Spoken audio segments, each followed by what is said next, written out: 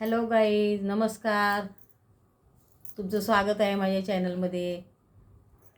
बघा, लोक कुंभमेळ्याला चालले आहेत. खूप गर्दी पडलेली आहे तिथं.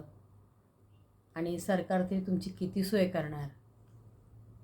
तुम्हाला म्हणावाशी तिथं व्यवस्था मिळत नाही आहे गर्दीमुळं. तर वर्षभर तुम्ही कधी पण कुंभमेळ्यात जाऊन स्नान करू शकता. अशा गर्दीत जायची गरज नाही आहे. काय व्हायला लागलं आहे, गर्दीमुळं लोक डुबकी मारायला चालले आहेत आणि तिथं त्यांना अपघात व्हायला लागला त्यांच्या जीवाला. खूप लोक त्या कुंभमेळ्यात चेंगराचेंगरी व्हायला लागली गर्दी असल्यामुळं आणि लोक मरायला लागले आहेत.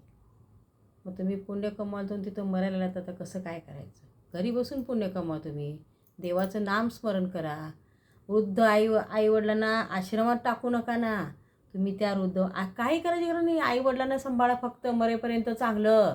खूप मोठं पुण्य आहे, त्याच्यासारखं पुण्य कुठलंच नाही. आईवडिलांना सांभाळा फक्त आणि घरात बसून देवाचं नामस्मरण करा. मला मान्य आहे ते चांगली पवित्र स्थान आहे, तिथं जायला पाहिजे, स्नान करायला पाहिजे, सगळं मला मान्य आहे. पण गर्दी खूप झालेली आहे. तशा गर्दीत तुम्ही जाऊ नका. नंतर तुम्ही जाऊन डुबकी मारा ना.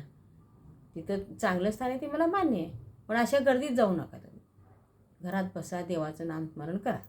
आईवडिलांना सांभाळणं फार मोठं पुण्य आहे. त्याच्यासारखं पुण्य कुठलंच नाही आहे. तुम्हाला वाटतंय कुंभमेळ्यात जावं, स्नान करावं, मान्य आहे, चांगली गोष्ट आहे ती. पण गर्दीत जाऊ नका. कारण आमच्याच गावातला एक नगरसेवक आणि आमच्याच गावातले 50 लोक कुंभमेळ्याला गेले आणि जीव गमावून बसले. तर तुम्ही गर्दी नसल्यावर जाऊ शकता.